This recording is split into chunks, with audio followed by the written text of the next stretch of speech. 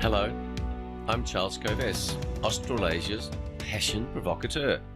Welcome to this week's episode of the Charles Kovess Show. In this week's show, my big idea is to provoke you to more deeply contemplate the purpose of your life. What is the meaning of your life? Why are you on the planet? Why are you alive? The more deeply you can contemplate these questions and get answers to them, the more enjoyable this experience of life will be. You will have a deep inner peace. You will have great clarity around your decision making. You will have a sense of clear purpose, and you will have the joy of waking up every day knowing that you are on the right path for you. Stick around. This show is predicated on the formula SA plus P equals S. Self-awareness plus passion equals success.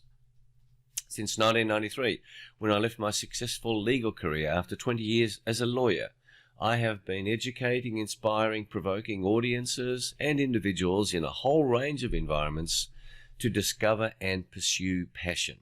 When you live your life with passion, life changes enormously. The self-awareness part is that it takes self-awareness to understand what your true passions are. I've helped people with my books, Passionate People Produce and Passionate Performance. I've spoken in 1-hour presentations and 3-day workshops and everything in between. I've coached teams. I've helped teams get along better together because they understand that each one of us has different passions and we each have the right to choose how we want to live our lives, but then teams can achieve much more than individuals. So I've helped teams deal with this dichotomy of, hey, we're all weirdos, as you've heard me say in previous episodes, and we want to play a game together. We want to play football together. We want to build a dental practice together. We want to build a legal practice together. Reconciling those two ideas is what leadership is all about. This show is also guided by Socrates' famous quote, "The unexamined life is not worth living." You can see I'm wearing my red jacket, my passion red jacket. This is to remind you, for those of you who are watching and not just listening to the podcast, that when you see the colour red, it provokes you, inspires you to think about, are you pursuing your passion? I explore one big idea in each show because too many ideas confuse us. Too many yogurt choices means we don't choose any yogurt because we don't know what to choose. I share some practical resources with you, some humour, a quote, a book, a spiritual tip, a health tip, a song that can help you more deeply appreciate the one big idea that I'm sharing with you. This show is not politically correct. This show also is predicated on the basis that we have a soul, a spirit, a heart, because passion is a source of unlimited energy from your soul, your spirit, your heart, that enables you to produce extraordinary results. Whilst I talk about health, I'm also in favour of addictions, including my addiction for wonderful coffee. I love it, as you know. Now today we'll have a little bit of humour early in the piece, since I'm drinking my coffee. It goes like this. I have 1 cup of coffee every morning to start the day off right. The other ones are to keep me out of jail, help me form sentences, and fuel my razor-sharp wit. So, what's happened in the last week since the previous show? This is episode 44. So if you check the show online on the podcast, you'll also see all of the links to the earlier shows. So I hope you go back and visit those. I hope you go back and share those shows and share this show if you enjoy it, with your networks. Please subscribe to the YouTube channel and the podcast, or the podcast, depending on how you like to take your information. And also take the opportunity to visit our websites, covest.com and charlescovest.com. You can subscribe to Passion Points to Ponder on either of those websites. And those websites tell you in more detail the work that we do. Well, in the past week, we've had Joe Biden in action in America. We've had tennis players from all around the world arriving into Melbourne in quarantine, getting ready for the Australian Tennis Open. We've also had ongoing censorship, particularly in America, but other places, on the argument, I know, that we can't be publishing fake news. Well, I have found the mainstream media is a shocking purveyor of fake news. Much of it fake news. And the only place that you can get good information is from a vast source of news sources. But the censorship that's going on, we all must resist. I'm seeing the Victorian government with Daniel Andrews being totally non-transparent in its decision-making, in its wastefulness of spending, and using the ridiculous line of commercial in confidence. I bring to your attention that actions by government very, very rarely can be commercial in confidence. And governments that are corrupt, governments that are grossly dishonest, keep pulling the commercial in confidence hat out and say, no, there's nothing to see here. You're not entitled to see that. We are the taxpayers. We are entitled to see almost everything. So don't buy that nonsense that the Victorian government, that Daniel Andrews says, oh, commercial in confidence, just trust us, we know what we're doing. They clearly do not know what they're doing. The news around vaccines right around the world is enormously complex. It is full of fake news. It is full of misleading suggestions that these vaccines are safe and effective. Keep your eyes peeled. The Victorian government here on the coronavirus, we've got Serena Williams saying how wonderful it is that Victoria has no cases. Look at the price that we've paid. And now Daniel Andrews wants to claim that his government's actions led to a wonderful outcome. Well, there's a clear principle at play that correlation is not causation. The fact that something happens doesn't mean it was caused by a particular decision. There's another issue in this whole coronavirus nonsense, and it's this, and it's the proportionate response.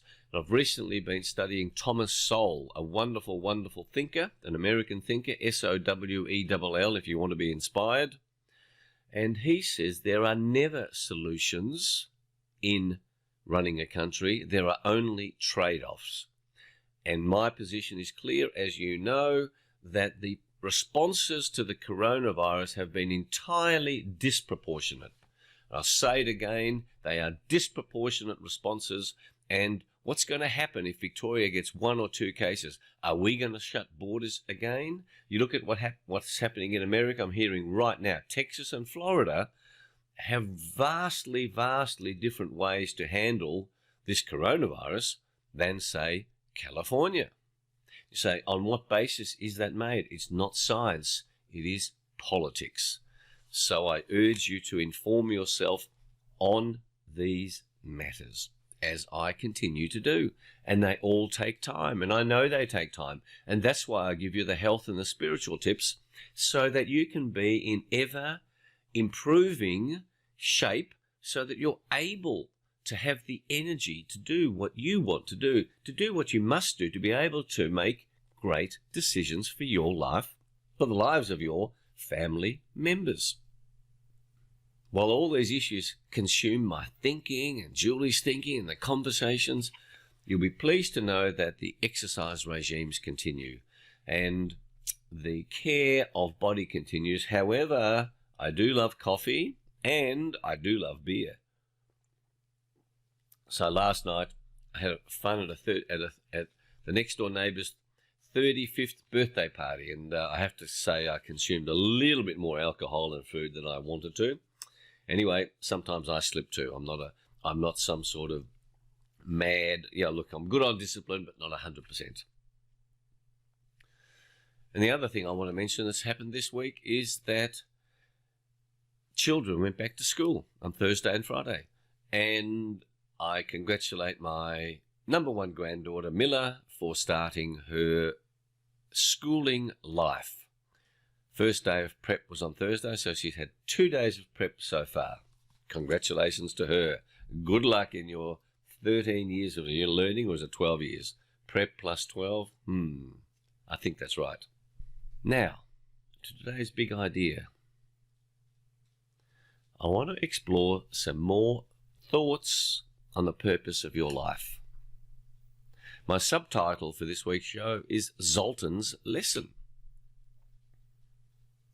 My father, Zoltan, good Hungarian name. You might have heard it in My Fair Lady, Zoltan Karpathy, the famous linguist. Anyway, Zoltan, famous Hungarian name. He and my mother were refugees from Hungary in 1949. He arrived in Australia, couldn't speak the language. My mum couldn't speak the language. My mum's still alive. My dad died 13 years ago at the age of 83.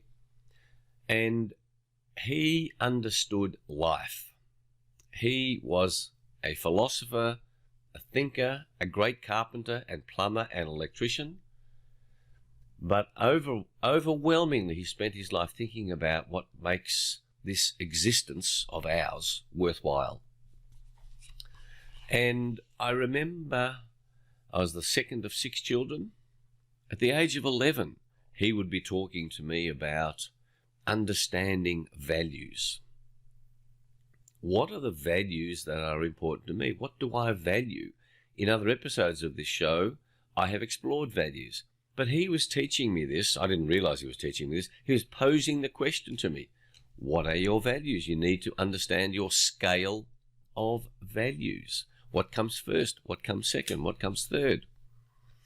And Dad was not a guy, Zoltan was not a guy who spent his life talking about past exploits. He was busily exploring big ideas for humanity.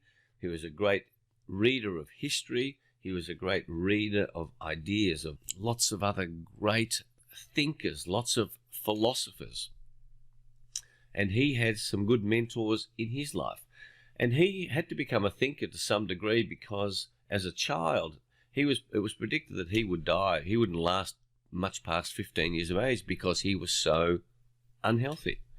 And so that's why in later years, when he learned to look after his life, in 1963, he went to a naturopath. There were only 2 in Melbourne at the time. That transformed the way that he looked after himself physically. Now, Dad was very big on exploring the purpose of why we are here. And I want to keep provoking you to be asking of yourself, why am I here? What is the meaning of my life? What is the purpose of my life? And Zoltan taught me, my dad taught me, a wonderful, wonderful purpose of life that I have embraced, and I found it to be wonderful. And that is that the purpose of my life is to learn and grow. I am here. This is a gift. You've heard me often say that. Life is a gift. I am here to learn and grow. Now, when we make a decision as to what purpose is, it impacts on all the other decisions that we make. It enables us to live life with an inner calm, with an inner sense of knowing. And bear in mind that you might make a decision around your purpose and you go, hey, that wasn't a sensible decision to make. Well, you can change that purpose. You're not stuck on that. And the other interesting thing is that you are entitled to make this decision because we don't have an agreement amongst humanity about what the purpose of life is. Lots of other people say there's no purpose of life. This is just a meaningless existence. You're here for 70, 80, 90 years and then you end. I say bullshit to that. I say, as human beings, we have a consciousness, we have a soul, we have a spirit, and it makes absolute sense to us to say there must be some point to what we're here to do, the purpose of this existence. So let me explore with you, let me show you how, having made this decision that my purpose in life is to learn and grow, how does that impact on crucial matters? Well, firstly, in 1993, when I decided to change career, I had a very successful career as a lawyer. I was the head of commercial law in the 10th biggest law firm in Australia. I loved being a lawyer. Well, if my purpose is to learn and grow, to some degree I had done very well in the law, and then I was inspired to become a passion provocateur. So if my purpose was to become rich, then I would never have given away that legal career. But going into a whole new career as a professional speaker, as a provocateur, as an educator, bang, that's an opportunity to learn and grow massively. The second area, I am heavily involved in industrial hemp. I'm the Chief Executive Officer of a company that makes the world's best hemp processing machinery. That is a scary thing to do that I chose to do 8 years ago whilst doing this work. So I'm involved in 4 businesses and 6 charities and lots of other things. And that's why I have to keep myself healthy and fit, because I want to keep learning and growing, and hemp as a crucial element in preserving human freedom, and that's another conversation. I would learn and grow massively by helping to grow the industrial hemp industry globally. So that's why I chose to do it, because it's consistent with my life purpose of learning and growing. Example number 3, divorce. As I say to people, I've been successfully married 3 times, and now I'm married to my 3rd and final wife. But getting divorced is expensive, is stressful. On the other hand, sticking in a relationship that is not working for 1 or 2 parties doesn't make sense at all. So it's better to learn and grow through the trauma of divorce to pursue one's life in a way that seems more sensible. So when my purpose is to learn and grow, then divorce doesn't become so scary. Fourthly, I constantly make the decision, I make the distinction between health and wealth. I would rather be healthy than rich. I put my health ahead of my wealth. Why? Because my ability to learn and grow is deeply related to my health. If I'm unhealthy, there's not much learning and growing to be done, because the unhealthy state requires too much energy. The 5th example is government imposition on us on taking away our freedom. Now, you can make the decision, I just want to get out there and make money, that's my sole purpose in life. Well, I say no. I say being human and preserving our freedoms is crucial, and that learning and that fighting back against unfair, unwarranted, inappropriate government restrictions will certainly help me learn and grow. So I'm not scared to take on government. I'm not scared to push back against government decisions, dictates, unfair rules, immoral rules, unconstitutional rules. Your choice of your life purpose would give different answers to each of those 5 examples that I've given to you. My point is that it's worthwhile, it's hugely beneficial to you to spend time thinking about this. What is the point of your life? The quality of your thinking around the purpose of your life, the meaning of your life, is also influenced by how well you have informed yourself. How comprehensively informed are you about life matters, about our planet, about the universe, about philosophy. And as your learning journey continues, that may well lead to you making a different decision around what your life purpose is. But making the decision liberates you to live life in a magnificent way. So I urge you to spend the time to do it. Now, my second joke for the day, very relevant to this purpose, is that perhaps as you're thinking about your life purpose, your sole purpose in life is to serve as a warning to others. No, that was a bit tongue-in-cheek, but think about it. What are you here for? My quote is from James Allen's book of the early 20th century, As a Man Thinketh. And it goes like this. I love that book, by the way. If you haven't, I don't know if I've recommended it in the past. It might be a second recommendation book. And the quote goes like this. The vision that you glorify in your mind, the ideal that you enthrone in your heart, this you will build your life by, and this you will become. Ponder that. And my spiritual tip this week is to meditate on the question, spend time specifically meditating quietly on this question. Why am I alive? My health tip this week is a story around Julie. And Julie has had a sore heel for quite some months. So I found a chiropractor, Simon Floriani, through one of my friends, Graham Little. And Julie has gone to visit Simon, and she's having a whole different experience around the heel. And it's not the heel. The heel is a symptom of causes up her leg, up her thigh, up her back. And the point is that if you have health problems that seem to be intractable, get answers elsewhere. There are lots of suppliers of health solutions, people who understand your body in different ways, because the body is so complex. So I urge you, don't just stick to the same advisor if you're not getting the solutions that you want. My song for this week is Whitney Houston's Greatest Love of All. And I find myself every time I hear the words of that song thinking about this question, why is loving yourself the greatest love of all? And secondly, honouring who you are, and your decision around life purpose enables you to truly embrace the words of the song.